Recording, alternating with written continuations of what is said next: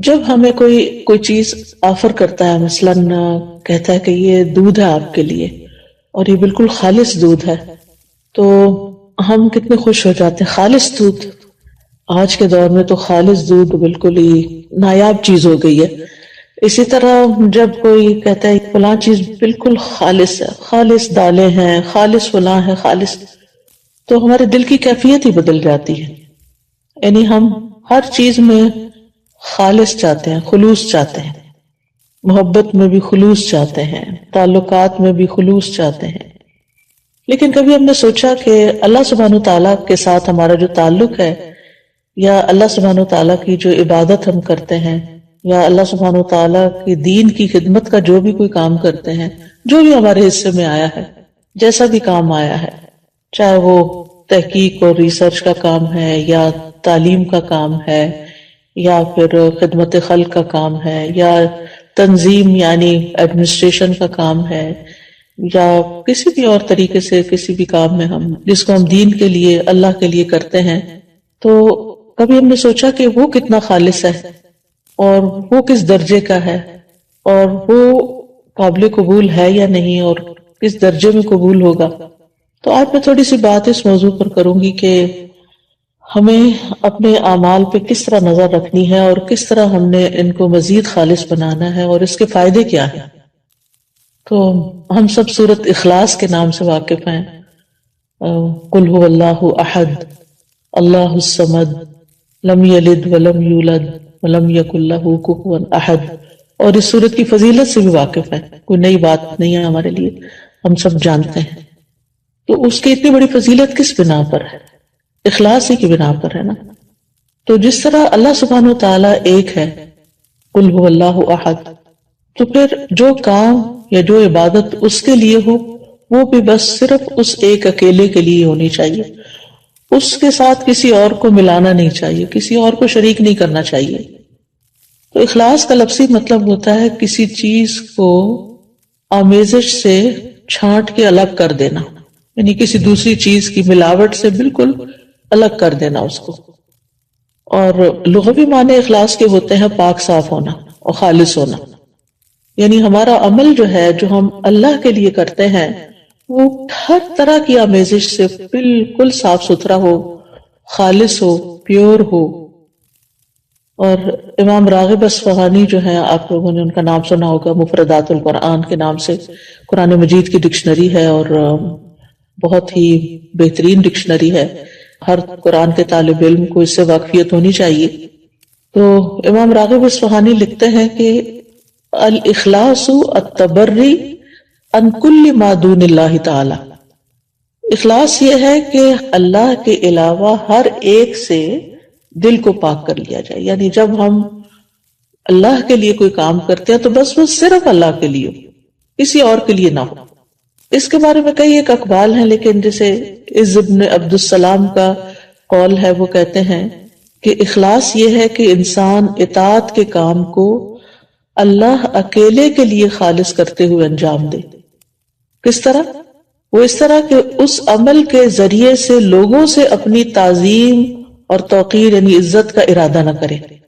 یعنی کوئی اچھا کام کر کے پھر وہ لوگوں سے توقع نہ رکھے کہ اب چونکہ اس نے اچھا کام کر لیا اس لیے سب اس کو عزت دیں. مثال کے طور پر اگر ایک ٹیچر ہے، میں اپنے آپ کو ہی لیتی ہوں کہ مجھے تعلیم دینے کے بعد، پڑھانے کے بعد، سکھانے کے بعد جن کو میں سکھا رہی ہوں ان سے یہ توقع نہیں رکھنی چاہیے کہ اب چونکہ میرا ان پہ احسان ہے لہٰذا یہ اس کا بدلہ کم از کم اس صورت میں تو ضرور دینا کہ یہ مجھے رسپیکٹ دیں. اور اگر وہ رسپیکٹ نہ دیں تو پھر مجھے بہت برا لگے اور میں ڈسہارٹ ہو جاؤں اور پھر میں اپنا کام چھوڑ دوں اور لوگوں سے بدظن ہو جاؤں اور پھر ان کے خلاف ادھر ادھر غیبت چغلی شروع کر دوں اور فرسٹریشن کا شکار ہو جاؤں. تو یہ سارا نتیجہ کس بات کا ہے کہ میرے اصل کام میں اخلاص ہی نہیں تھا. تبھی تو میں اس نتیجے پہ پہنچی، اس ہلاکت کے گڑھے میں، کہ فرسٹریشن کا شکار ہوئی. اور اس فرسٹریشن میں پڑھ کے پھر میں نے جس مقصد اور جس نیت اور جس جذبے اور جس بڑے بڑے ارادے کے ساتھ میں نکلی تھی، وہ تو وہیں رہ گیا نا، وہ تو چلا گیا کہیں اور، ختم ہو گیا سب کچھ. پھر وہ کہتے ہیں کہ اور نہ کوئی دینی نفع حاصل کرنے کا مقصد ہو اور نہ کوئی دنیاوی نقصان دور کرنے کا ارادہ ہو، یعنی کچھ بھی اور نہ، ہر چیز ہٹا دی جائے سوائے اس کے کہ اللہ کی رضا سامنے ہو۔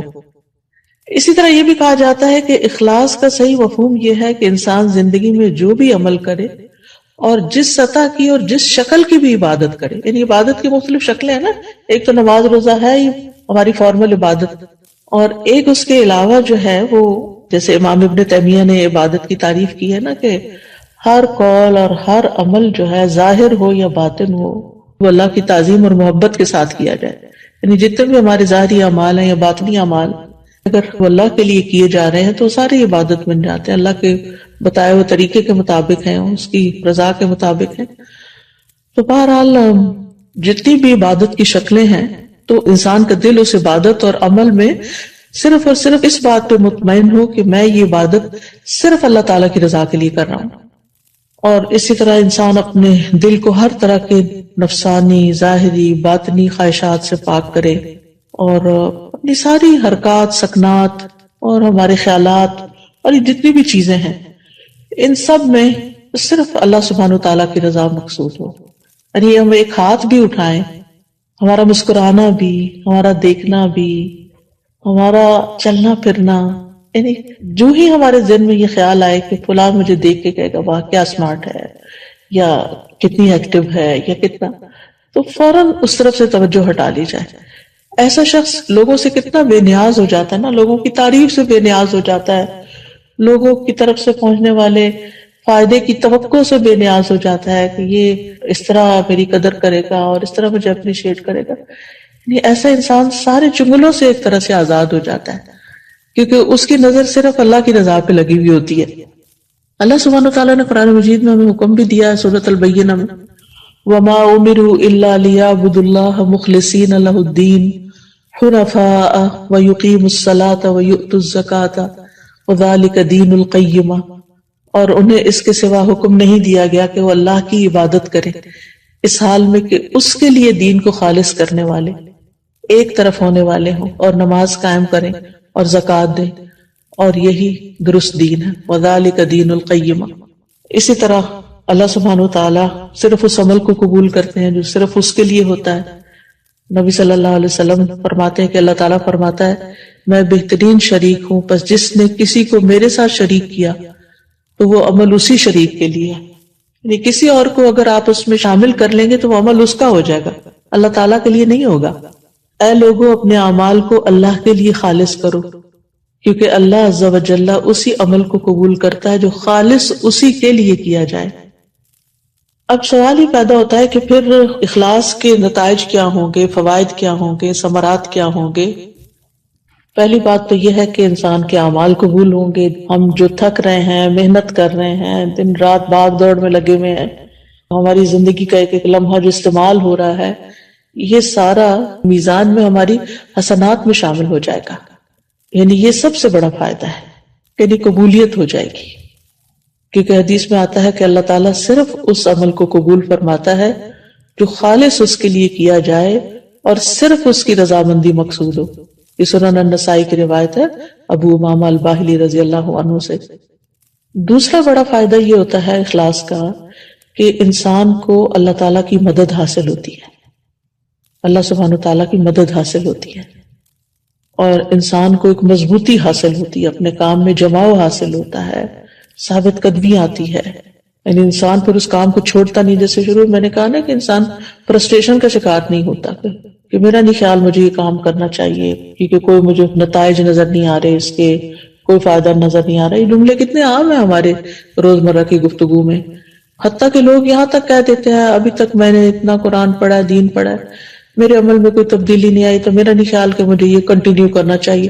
بعض اسٹوڈنٹس کہتے ہیں ہمیں یہ کورس کنٹینیو نہیں کرنا چاہیے کیونکہ ہم کچھ زیادہ تو فائدہ حاصل نہیں کر رہے۔ بھائی ایک ایفرٹ تو لگا رہے ہیں، ایک نیک کام میں ایفرٹ لگا رہے ہیں، اس کا فائدہ آپ کو دنیا میں ہی چاہیے اور لوگوں کو دکھانے کے لیے چاہیے کہ آپ بہت اچھے ہو چکے ہیں۔ اللہ کے ہاں اگر وہ قبول ہو رہا ہے اور جمع ہو رہا ہے تو وہی سب سے بڑا فائدہ ہے کہ آپ کا وقت فضول کاموں کی بجائے ایک اچھے کام میں استعمال ہو رہا ہے۔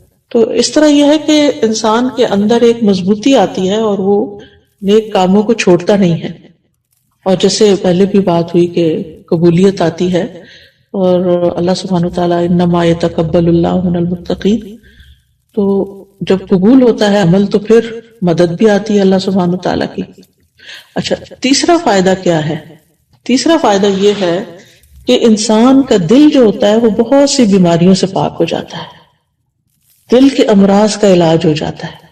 یہ بالکل ایسے ہی ہے نا جیسے اگر کسی میلے برتن میں آپ صاف پانی ڈالنا شروع کر دیں تو وہ ڈالتے ڈالتے جو اس کا میل کچیل ساری دھل دھلا کے بالکل صاف پانی اس میں جا کے ٹھہر جائے گا۔ تو اسی طرح جب ہمارے اندر اخلاص آتا ہے، بار بار ہم اللہ سبحانہ تعالیٰ کے لیے اپنی نیت کو خالص کرتے ہیں تو وہ نیک کام جاری رکھتے ہیں، اور جتنا وہ جاری ہوتا ہے تو وہ جاری پانی کی طرح ہوتا ہے جو ہمارے دل کے اندر پھر جتنی بھی میل کچیل ہے اس کو باہر نکال دیتا ہے۔ تو دل کی بیماریاں، سب سے بڑی بیماری تو نفاق ہی ہے، اور نفاق اپوزٹ ہے اخلاص کا۔ پھر اسی طرح نفاق کی جو علامتیں ہیں اور دیگر جو برائیاں ہیں جیسے حسد ہے، کینہ ہے، بغض ہے، خیانت ہے، یہ ساری چیزیں۔ پھر اسی طرح یہ ہے کہ حدیث میں آتا ہے 3 چیزیں ایسی ہیں جن کی وجہ سے ایک مسلمان کا دل دھوکہ نہیں کھا سکتا، یعنی حسد یا کینہ نہیں رکھتا۔ ایک ہے کہ اللہ کے لیے خالص عمل کرنا، دوسرا ہے مسلمانوں کے ائمہ کے ساتھ خیر خواہی کرنا، یعنی اپنے لیڈرز کے ساتھ خیر خواہی کرنا، اور تیسرا مسلمانوں کی جماعت سے جڑ کے رہنا۔ بے شک دعا مانگنا ان کی حفاظت کرتا ہے، یعنی مسلمانوں کی دعا جو ہوتی ہے وہ ایک دوسرے کے لیے فائدہ مند ہوتی ہے۔ وَلُزُومُ جَمَاعَتِهِمْ فَإِنَّ الدَّعْوَةَ تُحِيطُ مِنْ وَرَائِهِمْ۔ میں دیکھتی ہوں واٹس ایپ کے گروپ میں، جس گروپ میں میں ہوں، کہ کوئی ایک بیمار ہوتا ہے تو سارے کنسرنڈ ہو جاتے ہیں اور ہر ایک دعائیں کرنے لگتا ہے، اور حقیقت ہے کہ ایسے دل پکڑا جاتا ہے۔ جب میں واٹس ایپ کھولتی ہوں، میں سینئر سٹاف کا جو گروپ ہے اس کا وہ نمبر دیکھتی ہوں کہ کافی میسیجز ہیں، تو میں سوچتی ہوں اللہ خیر کرے، لگتا ہے یا کوئی بیمار ہے یا کوئی فوت ہو گیا ہے یا کوئی، تو یہ اسی صورت میں سب کی دعائیں ملتی ہیں نا جب جڑے ہوئے ہیں۔ اور اگر جڑے ہوئے ہی نہیں ہیں، آپ اکیلے ہی زندگی بسر کر رہے ہیں تو بس پھر اکیلے ہی ہیں بہرحال۔ پھر اسی طرح اخلاص کا چوتھا فائدہ یہ ہے کہ جو دنیاوی عمل بھی جو ہوتے ہیں نا، دنیاوی کام جیسے کھانا پینا ہے، بچے پیدا کرنا ہے، شوہر بیوی کا تعلق ہے، خرید و فروخت ہے، یہ سارے کام بھی اخلاص کی وجہ سے نیک اعمال میں شامل ہو جاتے ہیں۔ جیسے صحابہ نے نبی صلی اللہ علیہ وسلم سے پوچھا تھا کہ اللہ کے رسول، ہم میں سے اگر کوئی اپنی خواہش پوری کرتا ہے تو کیا اسے اس میں بھی اجر ملتا ہے؟ تو آپ نے فرمایا بتاؤ، اگر وہ خواہش حرام جگہ پوری کرتا ہے تو کیا اس پر گناہ ہوتا؟ تو اسی طرح جب وہ اسے حلال جگہ پوری کرتا ہے تو اس کے لیے اجر ہی اجر ہے۔ تو اس میں آپ دیکھیں کہ مثلاً آپ والدین کی خدمت کر رہے ہیں، اپنے روزمرہ کے کاموں میں آپ دیکھیں کہ کچھ کام تو آپ خالص دینی کام کر رہے ہوتے ہیں، لیکن بہت سے کام دن بھر میں دنیاوی کام بھی ہمارے روٹین میں شامل ہو جاتے ہیں، جیسے کھانا پکانا ہے، کھانا سرو کرنا ہے، برتن سمیٹنا ہے، بچوں کے پیچھے پڑ کے ان کو کھلانا ہے، بزرگ ہیں تو ان کے چڑچڑے پن کے باوجود ان کے ساتھ خیر خواہی کا معاملہ کرتے ہوئے ان کی ضروریات کا خیال رکھنا ہے، یہ سارے کام بندے کو تھکا دینے والے ہوتے ہیں، اور اینڈ آف دا ڈے پھر یا آوازیں بلند ہونے لگتی ہیں انسان کی، یا پھر احسان جتا بیٹھتا ہے یا کوئی اور۔ لیکن ان کاموں کو کرتے ہوئے بھی اگر انسان یہ سوچے نا کہ میں اللہ کی رضا کے لیے کر رہا ہوں، اس کا اجر میں اللہ سے چاہتا ہوں، اس کا اجر میں اللہ سے چاہتا ہوں، ہر موقع پر یہی بات اگر آپ انسان اپنے آپ کو یاد دہانی کرا دے تو آپ دیکھیں گے کہ دن کے آخر میں بھی آپ اللہ سے باتیں کر رہے ہوں گے اور دعائیں اپنے لیے کر رہے ہوں گے، یا اللہ تو میری کوششوں کو قبول کر لے اور تو مجھ سے راضی ہو جا۔ اور نہ آپ اپنے بچوں پہ چیخے چلائیں گے، نہ آپ اپنے شوہر پہ احسان جتائیں گے، نہ آپ اپنے نوکروں کے اوپر کوئی غصہ کریں گے، کیونکہ ساری چیزیں اللہ ہی کے لیے کر رہے ہیں نا، اللہ ہی کے حکم کے مطابق اللہ ہی کے لیے کر رہے ہیں۔ اب کھانا کھلانا کتنا نیکی کا کام ہے، گھر کی صفائی کرنا، طہارت اور نظافت اللہ تعالیٰ کو کتنی پسند ہے۔ ان اللہ یحب التوابین ویحب المتطہرین۔ اگر اس جذبے کے ساتھ آپ صفائی کرتے ہیں، آپ نہانے میں بعض اوقات یہ ہوتا ہے کہ جیسے میرے جیسے مصروف لوگوں کا یہ ہوتا ہے کہ اچھا اب اس میں وقت لگ جائے گا میرا، جب میں نہانے جاتی ہوں تو میں کہتی ہوں اوہ 10-15 منٹ تو لگ ہی جائیں گے، یہ کیا وقت میرا ضائع ہو جائے گا، اس سے بہتر تھا میں کچھ کر لیتی۔ تو میں فوراً اپنے آپ کو ایسے موقع پہ یاد دلاتی ہوں کہ ان اللہ یحب التوابین ویحب المتطہرین۔ تو یعنی اگر نیت یہ ہے میری کہ اس پاکیزگی اور صفائی سے میرا رب مجھ سے محبت کرے تو پھر اس سے اچھا کیا کام ہو سکتا ہے. تو دل کے اندر سے نا وہ جو ایک انگزائٹی اور ایک پریشانی اور ایک تکلیف، وہ کیفیت ختم ہو جاتی ہے انسان کی. وضو کرنے جاتے ہیں یا ناخن کاٹ رہے ہیں اپنے یا اور صفائی کر رہے ہیں اپنی، تو ان سب چیزوں کو بھی آپ سنت سمجھ کر اور دین کا حصہ سمجھ کر اور اللہ کی رضا کے لیے کرتے ہیں، تو چاہے اس پر وقت لگ جائے تو پھر آپ کو یہ پشیمانی نہیں ہوتی کہ میرا وقت ضائع ہو گیا. یہ جو ہم سب کو زندگی میں تھوڑا اللہ کے فضل سے اللہ کے دین کا کام کرنے کا موقع ملا ہے، تو obviously وقت اس کے لیے چاہیے ہوتا ہے نا. تو پھر ہم حریص ہوتے ہیں کہ ہمارا وقت صحیح استعمال ہو، اچھے کاموں میں ہو. اور ہم کچھ کاموں کو تو اچھے کام کا نام دے دیتے ہیں اور کچھ کاموں کو، سمیت میرے کچھ کاموں کو ہم سمجھتے ہیں کہ یہ تو سیکنڈری قسم کے کام ہے اور یہ تو ہمارے کام ہی نہیں ہے، یہ تو فضول کام ہے. حالانکہ دنیاوی کام بھی جو ہماری ضروریات پوری کرتے ہیں یا ہم دوسروں کی ضروریات پوری کر رہے ہوتے ہیں، تو ان کاموں کو بھی جب انسان اللہ کے لیے کرتا ہے تو خوشی خوشی کرتا ہے، اطمینان حاصل کرتا ہے، اور پھر اللہ کے لیے کر کے تو جو رضیت باللہ ربا وبالاسلام دینا کی کیفیت انسان کے اندر پیدا ہوتی ہے کہ اللہ میں راضی، تو نے مجھے اس کام کے لیے چنا، تو نے مجھے یہ کام دیا. پچھلے دنوں ایک دو ساتھیوں کے پیرنٹس بیمار تھے، تو ان میں سے ایک نے مجھے میسج کیا کہ میرے والد پچھلے 2-3 مہینے سے بیمار تھے، تو میں کوئی کورس نہیں پڑھا سکی، کچھ زیادہ کام نہیں کر سکی، لیکن میں دن کا ایک بڑا وقت ان کے ساتھ گزارتی رہی. ہم آپ خود سوچیں کہ اب ایک صورتحال یہ ہے کہ انسان فرسٹریشن کا شکار ہو، یہ کیا مصیبت پڑ گئی مجھ پہ، میرا تو دین کا کام چھوٹ گیا اور میں تو اتنے نیک کام کر رہی تھی اور اتنا صدقہ جاریہ کما رہی تھی اور بڑے بڑے کام کر رہی تھی، اور اب اس مصیبت میں پھنس گئی ہوں، پتہ نہیں کون سے گناہ کی شامت ہے. ایک تو شیطان اس طرح کی باتیں سجھواتا ہے، اور اتنی بڑی نیکی اور اتنی بڑی خیر کے کام کو جو اللہ ہی کی طرف سے زندگی میں آ گیا، انسان اس کو بھلا دیتا ہے، اس میں نیت بھی خراب کرا دیتا ہے، اس میں فرسٹریشن ڈال کے تکلیف میں مبتلا کر دیتا ہے. وہ جیسے حضرت ایوب علیہ السلام نے کہا تھا نا، انی مسنی الشیطان بنصب وعذاب، یعنی شیطان نے مجھے عذاب میں مبتلا کر دیا. ہوتا یہ ہے کہ ایک تو انسان کو مرضی کے خلاف کوئی کام کرنا پڑ جائے تو اس میں انسان کو تکلیف ہوتی ہے، پلس یہ کہ پھر اس کے اوپر شیطانی وسوسے اور جلن اور کڑھن، یہ عذاب سے کم نہیں ہوتا.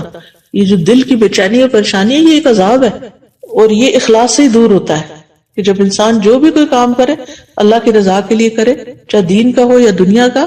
ہاں یہ ہے کہ انسان زندگی میں اعتدال رکھے، کچھ وقت اپنے لیے، کچھ اولاد کے لیے، کچھ دوستوں اور رشتہ داروں کے لیے، کچھ گھر کے کام کاج کے لیے، کچھ تعلیم حاصل کرنے کے لیے، کچھ دینے کے لیے. پھر زندگی کے مختلف جو فیزز ہوتے ہیں اس میں مختلف اوقات میں انسان کو مختلف کاموں میں کچھ زیادہ یا کم وقت ملتا ہے. ایک وقت ہوتا ہے کہ اپنے لیے بہت وقت مل جاتا ہے، اپنی عبادت کے لیے، جیسے کہ بڑھاپے کا وقت ہوتا ہے، اس میں دوسری ذمہ داریوں سے انسان فارغ ہو جاتا ہے. اور کچھ وقت ایسا ہوتا ہے کہ جس میں خدمت خلق کے لیے زیادہ وقت نکالنا پڑتا ہے انسان کو. کسی کے والدین بزرگ ہوتے ہیں تو ان کو ٹائم دینا پڑ جاتا ہے، کسی کے حصے میں تعلیم اور تعلم کا کام آ جاتا ہے، اس کی باقی ذمہ داریاں کوئی اور سنبھال لیتا ہے. تو ہم میں سے ہر ایک کی سچویشن اور حالات فرق ہیں، لیکن اس میں ہمیں یہ یاد رکھنا چاہیے کہ جس بھی حال میں رب رکھے اس پہ راضی رہ کے، اس میں نیت خالص کر کے اس کام کو عبادت سمجھ کے کریں، مصیبت سمجھ کے نہ کریں. پھر اس میں آپ دیکھیے کہ بعض لوگ ایسے ہوتے ہیں کہ جو جسمانی طور پہ دنیا سے الگ ہوتے ہیں لیکن دل ان کا دنیا میں پھنسا ہوا ہوتا ہے، اور کچھ لوگ ایسے ہوتے ہیں کہ جو جسمانی طور پر دنیا میں ہوتے ہیں لیکن دل ان کا دنیا سے الگ ہوتا ہے. تو یہ دیکھ سکتے ہیں ہم کہ ہم کہاں کھڑے ہیں. اچھا، چھٹا فائدہ یہ ہے کہ انسان سے سختیاں اور مصیبتیں دور ہونے لگتی ہیں، یعنی انسان کی دعائیں بھی قبول ہوتی ہیں، یعنی اخلاص کی برکتیں بہت ہیں. اب وہ واقعہ یاد ہوگا جو بخاری اور مسلم میں آتا ہے، 3 لوگوں کا جنہوں نے غار میں رات گزاری، جو بارش سے مجبور ہو کے غار کی طرف چلے گئے تھے. پھر وہ غار کا دروازہ بند ہو گیا پتھر گر کے، تو وہ ہٹا نہیں پا رہے تھے مل کے، تو پھر ہر ایک نے دعائیں کرنی شروع کی، اور اس میں ہر ایک نے اپنے اپنے خالص عمل کو وسیلہ بنایا، تو اللہ تعالیٰ نے ان کی مصیبت دور کر دی، وہ غار سے باہر نکل آئے. تو اخلاص سے نا دل کے اندر ٹھنڈک آ جاتی ہے کہ میں جس کے لیے کر رہا ہوں نا وہ دیکھ رہا ہے. مثلا آپ ایک بہت اچھا کام کرتے ہیں اور جب کام کر کے کسی کو دکھاتے ہیں کہ اچھا آپ اس کے بارے میں مشورہ دیں کہ یہ کیسا ہے، تو وہ اس پہ سخت تنقید کر دیتا ہے، یہاں یہ غلطی ہے، یہاں یہ نہیں ہونا چاہیے، یہاں وہ نہیں ہونا چاہیے. تو اس وقت آپ کا ریئیکشن پھر کیا ہوتا ہے؟ یا آپ دل میں مسکرا رہے ہوتے ہیں، یا پھر آپ سخت غم، فکر، پریشانی کا شکار ہو جاتے ہیں. مسکرا کون سکتا ہے ایسے موقع پر کہ جس کے لیے میں نے محنت کی تھی نا اتنی، اس نے تو دیکھ لیا، اس نے تو میری محنت جان لی نا، میرا خلوص جان لیا. اور یہ شخص میری صرف ظاہری حالت دیکھ رہا ہے کہ میں نے پروڈیوس کیا تو کوئی نہیں، اس میں بھی خیر ہے، میں اس کو دوبارہ کر لیتا ہوں اور اس سے بہتر کر لیتا ہوں. اور پھر انسان اللہ کی خاطر اسی کیے ہوئے کام کو دوبارہ شروع کر دیتا ہے، پھر اس میں بہتری آتی، پھر اس میں مزید بہتری آتی، مزید بہتری آتی. ساتویں چیز یہ ہے کہ انسان جب اللہ کے لیے کام کرتا ہے نا، تو فتنوں کے جو خطرات ہوتے ہیں ان سے نجات اور سلامتی حاصل ہوتی ہے. یعنی انسان فتنوں سے نکل آتا ہے. اس میں حضرت یوسف علیہ السلام کی مثال ہے. جب اس عورت نے حضرت یوسف علیہ السلام کو ورغلانے کی کوشش کی تھی تو اللہ سبحانہ وتعالیٰ نے ان کو بچا لیا، اور کیا فرمایا؟ سورۃ یوسف میں آتا ہے كَذَلِكَ لِنَصْرِفَ عَنْهُ السُّوءَ وَالْفَحْشَاءَ إِنَّهُ مِنْ عِبَادِنَا الْمُخْلَصِينَ. اسی طرح ہوا تاکہ ہم اس سے برائی اور بے حیائی کو ہٹا دیں، بے شک وہ ہمارے خالص کیے ہوئے بندوں میں سے تھا. آزمائشوں سے خالص ہو گئے تھے نا، تو اللہ تعالیٰ نے ان کو اس گناہ سے بچا لیا. تو اللہ سبحانہ تعالیٰ بندے کی حفاظت کرتا ہے پھر اس اخلاص کی وجہ سے. جب بندہ اس کے لیے خالص ہو جاتا ہے تو اللہ کی خاص مدد حاصل ہوتی ہے. ابن مبارک کہتے ہیں کتنے ہی عمل ایسے ہوتے ہیں جو بالکل معمولی ہوتے ہیں لیکن اچھی نیت سے وہ بہت بڑے ہو جاتے ہیں، اور کتنے ہی عمل ایسے ہیں جو بہت بڑے بڑے ہوتے ہیں لیکن نیت ان کو بالکل حقیر بنا دیتی ہے. تو ہمیں یہ دیکھنا چاہیے کہ ہم کہاں کھڑے ہیں. پھر اسی طرح آٹھواں فائدہ یہ ہے کہ انسان کو اس کام پر اجر مل جاتا ہے، چاہے وہ کمزور ہی کیوں نہ ہو اس کا عمل اور چھوٹا ہی کیوں نہ ہو. یعنی اخلاص اور سچی نیت کی وجہ سے کوشش کا اجر مل جاتا ہے. اور اگر انسان کوشش بھی نہ کرے، صرف خالص نیت ہی ہو، تو بھی انسان کو وہ اجر مل جاتا ہے. جیسے وہ حدیث میں آتا ہے، صحیح مسلم کی حدیث ہے کہ جو شخص سچے دل سے اللہ سے شہادت کا سوال کرے، اللہ اسے شہداء کے مقام تک پہنچا دیتا ہے، چاہے وہ اپنے بستر پر ہی کیوں نہ فوت ہو. تو اندازہ لگائیے آپ کہ چاہے انسان اپنے بستر پر ہی کیوں نہ فوت ہو، انسان شہداء کے مرتبے تک پہنچ جاتا ہے. اور صرف شہادت ہی نہیں، کسی بھی نیک کام کا، جیسے پیچھے ہم نے بات کی نا کہ حسد دور ہو جاتا ہے. یہ کس طرح حسد دور ہوتا ہے؟ مثلاً آپ کسی کو اچھا سا کوئی کام کرتے دیکھتے ہیں، تو دین والوں کا حسد کیا ہو سکتا ہے کہ کوئی ان کا ساتھی ان سے آگے نکلتا جا رہا ہے، لوگ اس کی بڑی تعریف کرتے ہیں اور اس کو بہت چاہتے ہیں اور اس کو زیادہ محبت دیتے ہیں وغیرہ. تو جو دیکھنے والا کہتا ہے کہ یہ سب اس کے ساتھ ہی ہو رہا ہے، میرے ساتھ کیوں نہیں ہو رہا؟ تو وہ ایک جلن کڑن کا شکار ہو جاتا. ٹھیک ہے.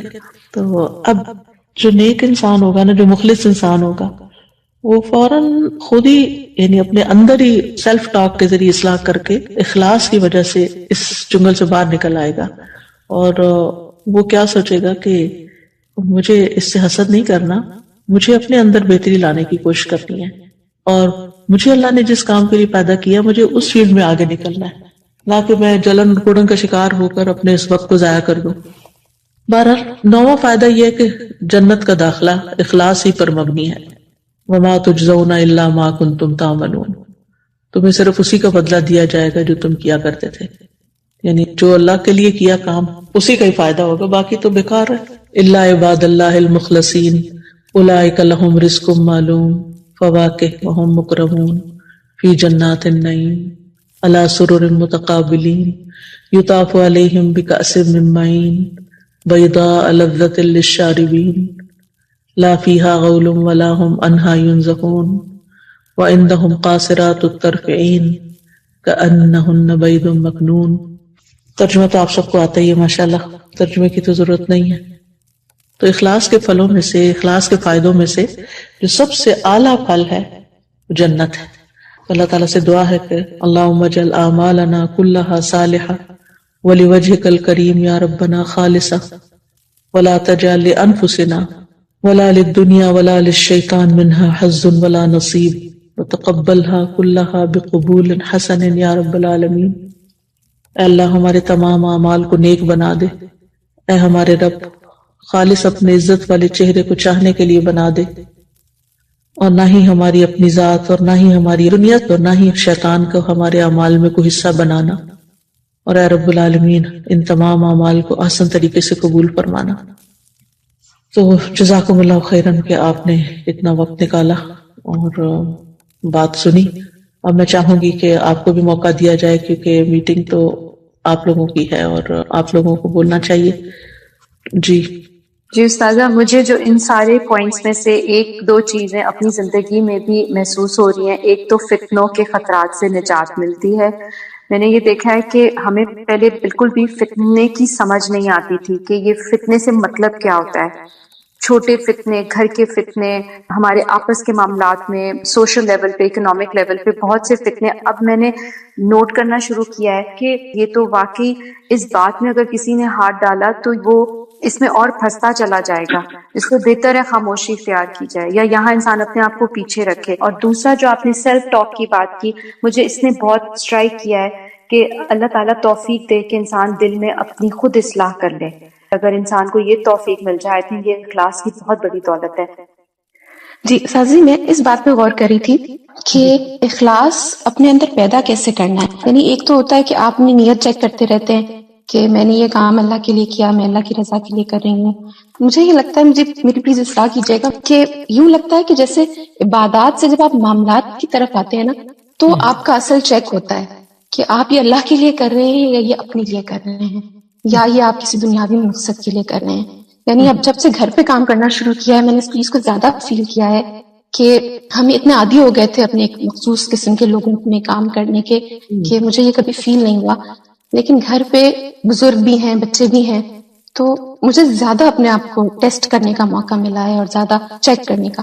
تو پلیز یہ رہنمائی کریں کہ ہم کیسے چیک کریں کہ ہم صحیح پاتھ پہ ہیں، ہم صحیح پاتھ پہ چل رہے ہیں اخلاص کے۔ ایک تو محاسبہ انسان اپنا کرتا ہی رہے، دوسری بات یہ ہے کہ جہاں مشکل سچویشن ہو اور انسان وہاں صبر نہ کر پائے یا نیت خالص نہ رکھ پائے یا صحیح طور پہ کام نہ کر پائے، تو پھر فوراً دیر اینڈ دین اللہ کی طرف رجوع کرے، التجائیں کرے، دعائیں کرے اندر ہی اندر۔ یعنی سچویشن باہر کچھ طوفان آیا ہوا لیکن انسان پھر وہی اپنے اندر کی طرف پلٹ جائے کہ یا رب تو میری مدد کر، میرے اس عمل کو اپنے لیے خالص کر، اس کو واقعی نیکی والا کام بنا لے۔ پھر اسی طرح یہ ہے کہ جہاں بھی معاملہ کرنے لگے انسان تو یہ سوچے کہ اللہ تعالیٰ مجھے دیکھ رہا ہے اور میری نگرانی کر رہا ہے۔ واتا نا وما تکون فی شأن وما تتلو منہ من قرآن ولا تعملون من عمل، من عمل میں تو ہر ہی عمل آ جاتا ہے نا، الا کنا علیکم شہودا اذ تفیضون فیہ وما یعزب عن ربک من مثقال ذرۃ فی الارض ولا فی السماء ولا اصغر من ذلک ولا اکبر الا فی کتاب مبین۔ تو ذرہ بھی اللہ کے علم میں ہے، تو یہ جو کچھ میں کر رہی ہوں تو اللہ دیکھ رہا ہے۔ اور پھر یہ ہے کہ جس وقت ہم اللہ تعالیٰ کی نگرانی کو اپنے اوپر محسوس کرتے ہیں نا، پھر اپنے اندر ایک تبدیلی بھی آنے لگتی ہے۔ اور پھر اسی طرح یہ ہے کہ انسان کو بعض اوقات یہ ہوتا ہے کہ انسان کسی کے ساتھ معاملہ کر رہا ہوتا ہے اور اس کو یہ شبہ ہونے لگتا ہے کہ یہ مجھے چیٹ کر رہا ہے یا دھوکہ دے رہا ہے یا مجھے یوز کر رہا ہے۔ یہ ایک بڑی عام بات ہے نا کہ لوگ مجھے یوز کرتے ہیں تو میں تو ایسا نہیں کرنے دوں گی یا کچھ بھی۔ تو بات یہ ہے کہ کوئی ہمیں نقصان نہیں دے سکتا، کوئی ہمیں نفع نہیں پہنچا سکتا سوائے اللہ سبحانہ وتعالیٰ کے۔ تو اس لیے میں جو کر رہا ہوں میں تو اللہ کے لیے کر رہا ہوں، یہ مجھے یوز کرے یا نہ کرے، میری جو ایفرٹ ہے نا وہ میرے رب کی خاطر ہے، تو اس کا اجر مجھے وہ دے گا۔ تو اگر یہ کام کوئی فائدہ پہنچانے کے لیے مجھے کرنا ہے تو کرنا ہی ہے۔ اور پھر اسی طرح انسان یہ بھی یاد رکھے کہ سب سے زیادہ انسان کا جو نیکی ہے نا وہ اللہ ہی یاد رکھتا ہے۔ بندوں کا حال تو آپ دیکھیں نا کہ اگر 10 نیکیاں آپ نے کی ہیں نا اور ایک آپ نے ان کے ساتھ کوئی زیادتی کر لی ہے تو وہ 10 کو بھول جائیں گے اور ایک کو یاد رکھیں گے۔ تو اس لیے لوگوں کے لیے اگر کام کریں گے تو پھر تو کوئی بھی نیکی کا کام کر نہیں پائیں گے۔ اور یہ آپ کی بات بالکل درست ہے کہ اصل ٹیسٹ ہمارا معاملات میں آ کے ہوتا ہے۔ عبادت تو تنہائی کے گوشے میں بیٹھ کے ہم کر ہی لیتے ہیں، یا دین کا کام بھی کسی دفتر میں بیٹھ کے کر لیتے ہیں، یا اپنے جیسے ساتھیوں میں بیٹھ کے کر لیتے ہیں تو وہ ایک انجوائمنٹ ہوتی ہے، یا ایک کلاس میں لیکچر سن رہے ہیں تو انجوائے کر رہے ہیں۔ تو اس میں رسول اللہ صلی اللہ علیہ وسلم نے فرمایا، جس نے سورۃ الکہف کی تلاوت ایسے کی جیسے وہ نازل ہوئی تو یہ اس کے لیے قیامت کے دن اس کی اقامت گاہ سے مکہ تک نور کا سبب بنے گی۔ اور جس نے اس سورت کی آخری 10 آیات پڑھی اور پھر دجال نکل آیا تو اسے کوئی نقصان نہ پہنچا سکے گا۔ یہ سورت سکینت نازل کرنے والی سورت ہے۔ صحیح بخاری میں آتا ہے براء ابن عازب سے، وہ کہتے ہیں کہ ایک شخص نے سورت الکہف پڑھی تو اس کے گھر میں بندھا ہوا ایک جانور یعنی اس کا گھوڑا بدکنے لگا۔ اس پر اس نے سلامتی کی دعا کی تو اچانک اس کے سر پر ایک ابر سایہ کیا ہوا تھا، یا جیسے ایک شینڈلیئر سا۔ اس نے نبی صلی اللہ علیہ وسلم سے اس کا ذکر کیا تو آپ نے فرمایا، اے شخص تو پڑھتا ہی رہ، کیونکہ یہ تو طمانینت اور سکینت تھی جو قرآن پڑھنے کی بدولت اتری تھی۔ ویسے تو قرآن مجید کا کوئی حصہ بھی پڑھا جائے تو اس سے اطمینان اور تسکین حاصل ہوتی ہے، لیکن خاص طور پر سورت الکہف، کیونکہ سورت الکہف میں 7 رحمتوں کا ذکر ہے اور یوں یہ ہفتے کے 7 دنوں کے لیے کافی ہو جاتی ہیں۔ آیت نمبر 16 میں آتا ہے، ینشر لکم ربکم من رحمتہ، تمہارا رب تمہارے لیے اپنی کچھ رحمت کھول دے گا۔ آیت 10 میں آتا ہے، ربنا آتنا من لدنک رحمہ، اے ہمارے رب ہمیں اپنے پاس سے کوئی رحمت عطا فرما۔ آیت نمبر 58 میں آتا ہے، وَرَبُّكَ الْغَفُورُ ذُو الرَّحْمَةِ، اور تیرا رب نہایت بخشنے والا خاص رحمت والا ہے۔ آیت نمبر 65 میں آتا ہے، آتَيْنَاهُ رَحْمَةً مِّنْ عِنْدِنَا، اسے ہم نے اپنے ہاں سے ایک رحمت عطا کی۔ آیت 81 میں آتا ہے، وَأَقْرَبَ رَحْمَةً، اور جو شفقت میں زیادہ قریب ہو۔ آیت 82 میں آتا ہے، رحمةً مِّن رَبِّكَ، تیرے رب کی طرف سے رحمت کے لیے۔ اور 98 میں آتا ہے، قَالَ هَذَا رَحْمَةٌ مِّن رَبِّي، کہا یہ میرے رب کی طرف سے ایک رحمت ہے۔ تو بہرحال یہ سورت خوشخبری بھی دیتی ہے، سکینت کا باعث بھی ہے، دجال کے فتنے سے بچانے والی بھی ہے، ہر جمعہ کو پڑھنے والے کے لیے نور ہدایت کا باعث ہے، اور خاص طور پر اگر کوئی اس سورت کی ابتدائی 10 آیات یاد کر لے گا تو وہ دجال کے فتنے سے محفوظ رہے گا۔ دجال کا فتنہ اس دنیا میں سب سے بڑا فتنہ ہے، اور اللہ سبحانہ تعالیٰ نے ہمیں یہ سورت ایک ایسی نعمت اور اپنی رحمت کے طور پر عطا کی ہے کہ جس کے ذریعے ہم اس فتنے سے بچ سکتے ہیں۔ سورت کا آغاز الحمدللہ سے ہوتا ہے، الحمدللہ الذی انزل علی عبدہ الکتاب ولم یجعل لہ عوجا، سب تعریف اللہ کے لیے ہے جس نے اپنے بندے پر کتاب نازل کی اور اس میں کوئی ٹیڑھ نہیں رکھی۔ تو گویا آغاز میں قرآن کا ذکر ہے، سورت کا اختتام بھی قرآن کے ذکر پر ہوا ہے۔ قل لو کان البحر مدادا لکلمات ربی لنفد البحر قبل ان تنفد کلمات ربی ولو جئنا بمثلہ مددا۔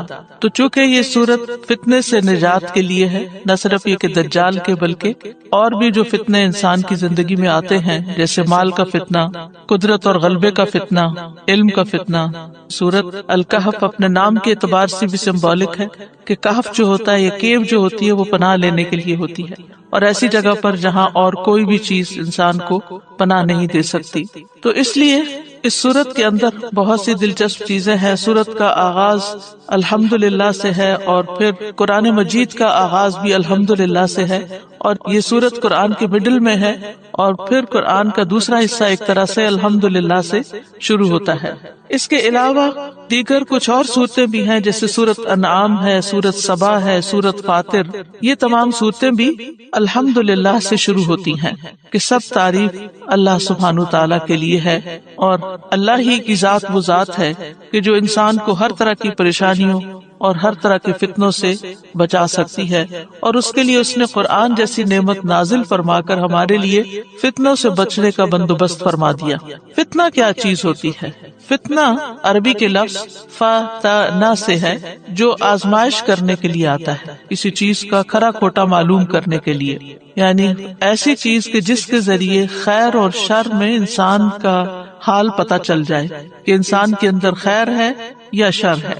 ابن العربی کہتے ہیں کہ فتنے کے کئی معنی ہیں، جیسے آزمانا، مشقت، مال، اولاد، کفر، آپس کا اختلاف، اور آگ سے جلانے کے لیے بھی فتنے کا لفظ استعمال ہوتا ہے، اور یہ بھی کہا گیا ہے کہ فتنے سے مراد ظلم ہے۔ فتنہ کبھی اللہ سبحانہ تعالیٰ کی طرف سے آتا ہے بندے کو جانچنے کے لیے، جیسے کوئی تکلیف آ جاتی ہے، مصیبت، کوئی بیماری، کوئی قتل و غارت، کوئی عذاب یا دیگر ناپسندیدہ چیزیں، اور اگر اللہ کی طرف سے ہوں تو یہ کسی حکمت کی وجہ سے ہوتی ہیں تاکہ بندے کو چھانٹ لیا جائے، اور کبھی انسان کے اپنے طرف سے بھی ہوتا ہے، انسان کے نفس کی طرف سے بھی ہوتا ہے۔ بہرحال دنیا کی زندگی فتنوں اور آزمائشوں کا گھر ہے، اور دنیا میں جو وقت آخرت کے قریب آ رہا ہے تو زیادہ سے زیادہ فتنے ہی آتے چلے جا رہے ہیں۔ معاویہ رضی اللہ عنہ کہتے ہیں کہ میں نے نبی صلی اللہ علیہ وسلم سے سنا، آپ فرما رہے تھے دنیا میں صرف آزمائش اور فتنہ ہی باقی رہ گیا ہے، یعنی ایک فتنے کے بعد ایک اور فتنہ۔ تو چونکہ دنیا کی زندگی اوور آل ہی ایک امتحان ہے، تو اس میں جب سخت امتحان آ جاتے ہیں تو انسان کے لیے بہت ضروری ہوتا ہے کہ وہ کسی کہف کی طرف، کسی کیف کی طرف پناہ لے اور اپنے آپ کو ان فتنوں سے بچائے تاکہ اس کی آخرت محفوظ رہے۔ ابو سعید کہتے ہیں رسول اللہ صلی اللہ علیہ وسلم نے فرمایا، وہ زمانہ قریب ہے جب مسلمان کا بہترین مال بکریاں ہوں گی جن کو لے کر وہ پہاڑوں کی چوٹیوں اور بارش کے مقامات کی طرف نکل جائے گا اور فتنوں سے راہ فرار اختیار کر کے اپنے دین کو بچا لے گا۔ تو فتنے کے زمانے میں خاص طور پر اللہ تعالیٰ کے احکامات پر عمل کرنا اور اس پر استقامت اختیار کرنا بہت ضروری ہوتا ہے تاکہ انسان اپنی آخرت بچا سکے۔ فتنے کے دور میں دین پر عمل کرنے والے کے لیے اجر بھی بہت زیادہ ہے۔ آپ نے فرمایا، بلا شبہ تمہارے بعد صبر کے دن آنے والے ہیں، ان میں صبر کرنا ایسے ہوگا جیسے آگ کا انگارہ پکڑنا۔ ان لوگوں میں دین کے تقاضوں پہ عمل کرنے والے کو اس جیسے 50 عمل کرنے والوں کے برابر ثواب ملے گا۔ یعنی فتنے کے دور میں اگر کوئی شخص اپنے دین کو تھام کے رکھتا ہے تو اس کے لیے اجر بھی بہت بڑا ہے۔ آپ نے یہ بھی فرمایا کہ فتنے کے دور میں عبادت کرنا میری طرف ہجرت کرنے کی طرح ہے، اور ایسے میں انسان اپنے دین کی حفاظت کرے، اور اس کے لیے اگر کوئی ایک جگہ چھوڑنی پڑے یا کوئی اپنے اندر تبدیلی لانی پڑے تو وہ لانا ضروری ہے۔ اور فتنوں سے پناہ بھی مانگنی چاہیے۔ نبی صلی اللہ علیہ وسلم نے فرمایا، اعوذ باللہ من الفتن، میں فتنوں سے اللہ کی پناہ لیتا ہوں۔ اور ایک اور جگہ پر آتا ہے کہ اعوذ باللہ من سوء الفتن، میں فتنے کی برائی سے اللہ کی پناہ لیتا ہوں۔ ایک اور دعا ہے، اللہم انا نعوذ بک ان نرجع علی اعقابنا او نفتن عن دیننا، اے اللہ ہم اس سے تیری پناہ لیتے ہیں کہ ہم الٹے پاؤں لوٹ جائیں یا اپنے دین کے بارے میں کسی فتنے میں مبتلا ہو جائیں۔ اسی طرح ایک اور دعا بھی ہے، اللہم انی اسألک عملا بالحسنات وترکا للمنکرات واذا اردت فی قوم فتنة وانا فیہم فاقبضنی الیک غیر مفتون، اے اللہ بے شک میں تجھ سے نیکیاں کرنے اور برائیوں کو ترک کر دینے کا سوال کرتا ہوں، اور جب تو لوگوں کو فتنے میں مبتلا کرنا چاہے اور میں وہاں موجود ہوں تو مجھے فتنے سے بچا کر اپنے پاس بلا لینا۔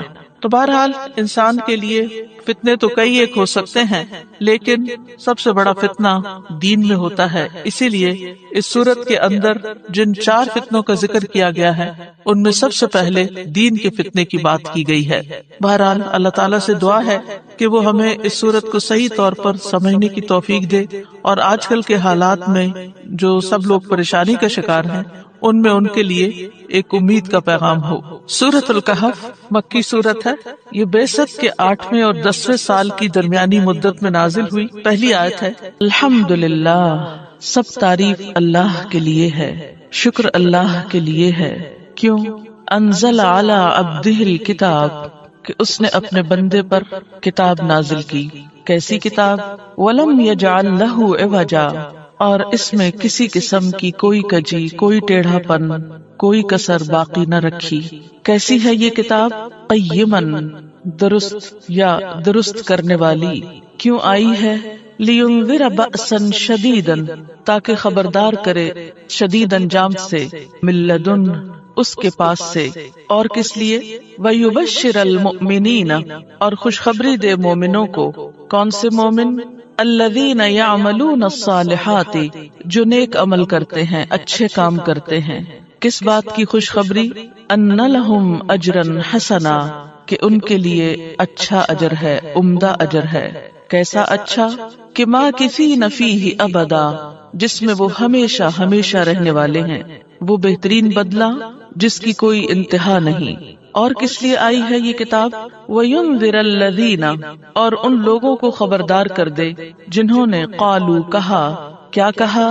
اتخذ اللہ ولدا، کہ اللہ نے ایک بیٹا بنا رکھا ہے۔ کیسی ہے ان کی یہ بات؟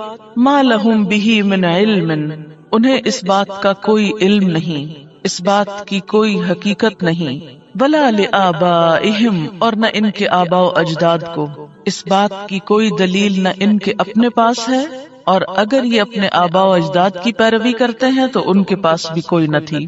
اور یہ بات کیسی بات ہے؟ کبرت کلمتن، بہت بڑی بات ہے، تخرج من افواہہم، جو ان کے منہوں سے نکلتی رہتی ہے۔ اس بات کی حقیقت کیا ہے؟ ان یقولون الا کذبا، وہ محض جھوٹ کہہ رہے ہیں، یہ بات بالکل جھوٹی ہے، اس میں کچھ بھی حقیقت اور سچائی نہیں۔ فلعلک باخع نفسک، شاید آپ اپنے آپ کو ہلاک کر ڈالنے والے ہیں، علی آثارہم، ان کے آثار پر، ان کے پیچھے۔ کن کے پیچھے؟ نہ ماننے والوں کے پیچھے، سچائی کو تسلیم نہ کرنے والوں کے پیچھے۔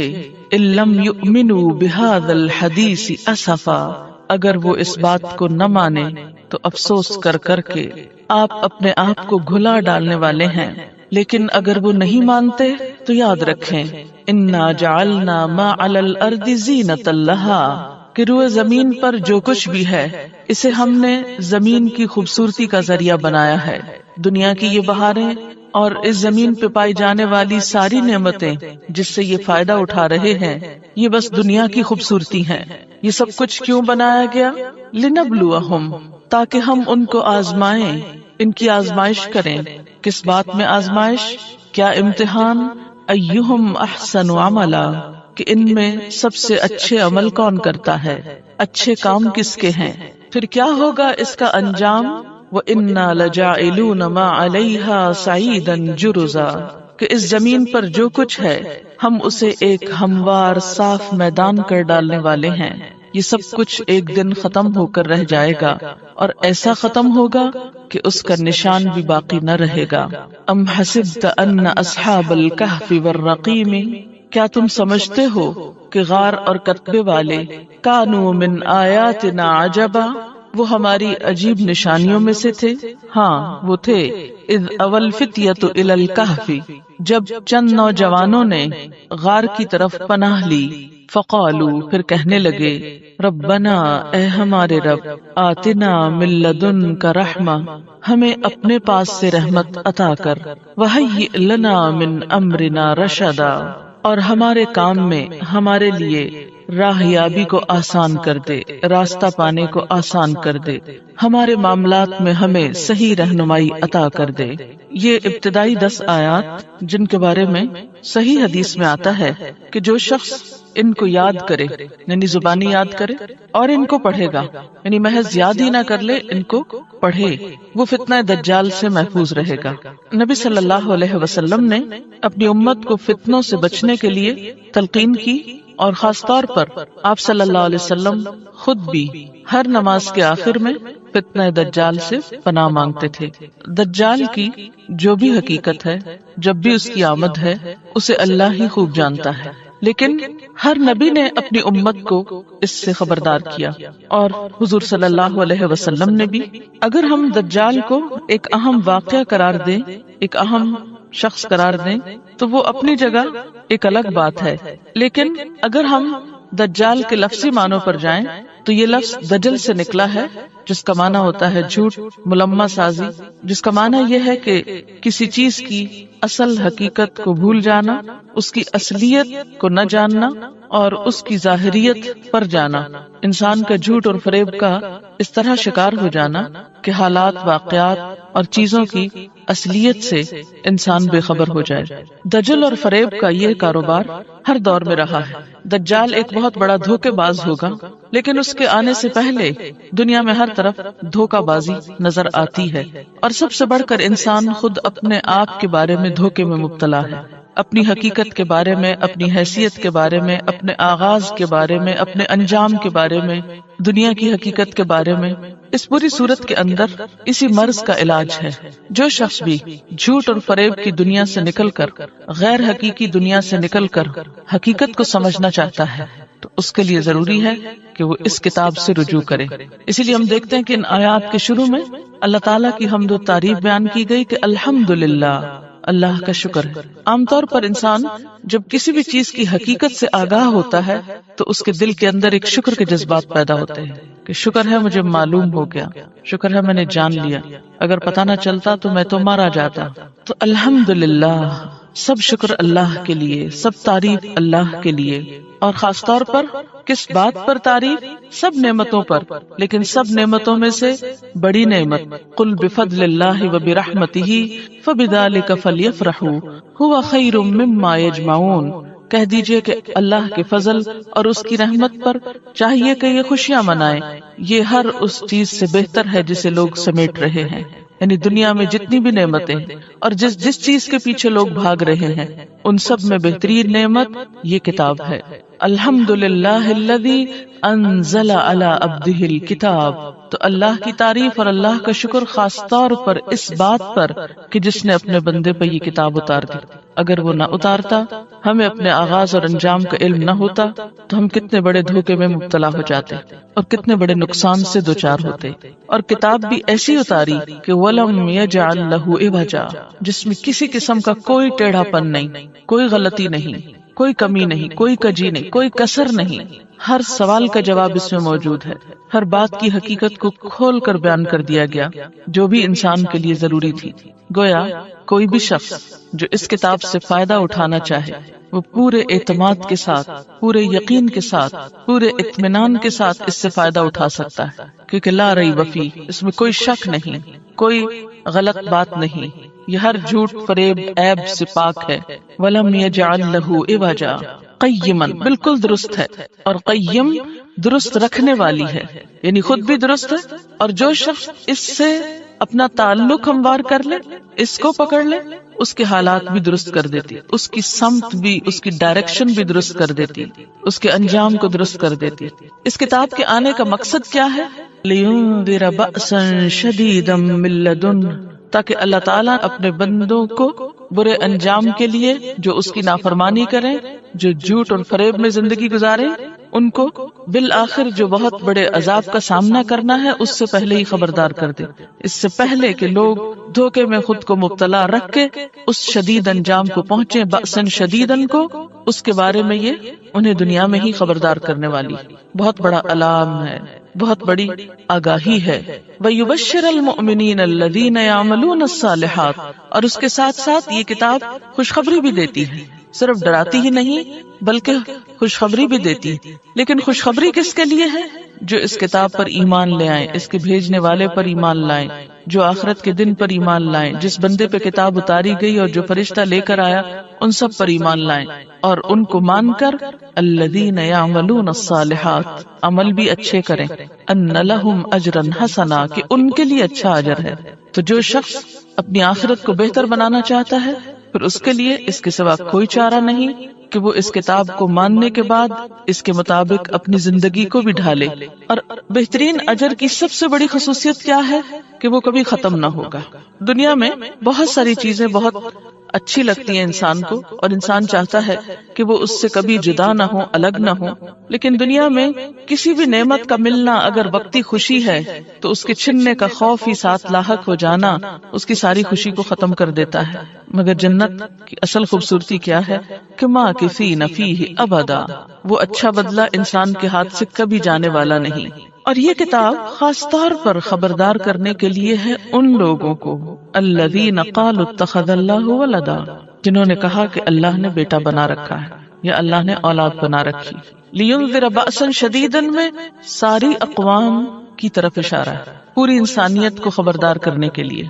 اور پھر آپ دیکھیے کہ اگلی آیت میں خصوصیت کے ساتھ ان لوگوں کی طرف اشارہ ہے الذین قالوا اتخذ اللہ ولدا، جو اللہ تعالیٰ کے لیے اولاد قرار دیتے ہیں، اور اس میں نمبر 1 نصارہ ہے۔ حضرت عیسیٰ علیہ السلام کو اللہ تعالیٰ کا فرشتہ، آسمان، زمین، تمام ہوائیں، پہاڑ اور سمندر جمعہ کے دن سے ڈرتے رہتے ہیں، کیونکہ ان کو یہ ہوتا ہے کہ کہیں قیامت نہ آ جائے۔ دعا کی قبولیت کا دن ہے۔ رسول اللہ صلی اللہ علیہ وسلم نے جمعہ کے دن کے ذکر میں ایک دفعہ فرمایا کہ اس میں ایسی گھڑی ہے، اگر ٹھیک اس گھڑی میں بندہ مسلم کھڑا ہو کر نماز پڑھے اور اللہ تعالیٰ سے کوئی چیز مانگے تو اس چیز کو ضرور عطا کرتا ہے، یعنی وہی چیز ایز اٹ از مل جاتی ہے۔ طہارت کا دن ہے، حدیث میں آتا ہے جس نے جمعہ کے دن غسل کیا وہ اگلے جمعے تک طہارت میں رہے گا. دین کی تکمیل کا دن ہے. جس دن یہ آیت نازل ہوئی تھی الیوم اکملت لکم دینکم، اس دن جمعہ بھی تھا اور عرفہ کا دن بھی تھا، اور یہ دونوں دن مسلمانوں کی عید کے دن ہیں. امت محمدیہ کے لیے جمعہ کا دن بڑا اہمیت کا حامل ہے. رسول اللہ صلی اللہ علیہ وسلم نے فرمایا جو لوگ ہم سے پہلے تھے اللہ نے انہیں جمعے کی راہ سے ہٹا دیا، اس لیے یہود کے لیے ہفتے کا دن ہو گیا، نصارہ کے لیے اتوار کا. پھر اللہ ہمیں اس دنیا میں لایا اور جمعے کے دن کی طرف ہماری رہنمائی فرمائی. اس نے جمعہ، پھر ہفتہ، پھر اتوار رکھا. جس طرح وہ عبادت کے دنوں میں ہم سے پیچھے، اسی طرح قیامت کے دن بھی وہ ہم سے پیچھے ہوں گے. اہل دنیا میں سے ہم سب کے